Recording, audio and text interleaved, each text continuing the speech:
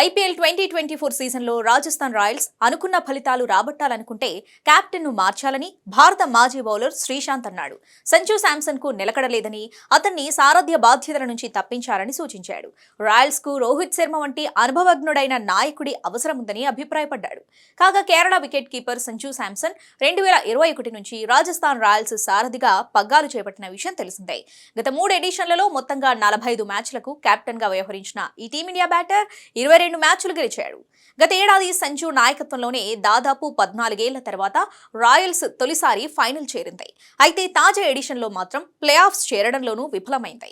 ఈ నేపథ్యంలో కేరళ మాజీ పేసర్ శ్రీశాంత్ చేసిన వ్యాఖ్యలు ప్రాధాన్యం సంతరించుకున్నాయి. రాజస్థాన్ టీంను గెలిపించే కెప్టెన్ కావాలి, అంతేగాని 2 మ్యాచ్లు గెలిచి 4 మ్యాచ్లు ఓడిపోయే వాళ్ళ వల్ల పెద్దగా ఉపయోగం ఉండదు అంటూ శ్రీశాంత్ పరోక్షంగా సంజు శాంసన్ ను విమర్శించాడు.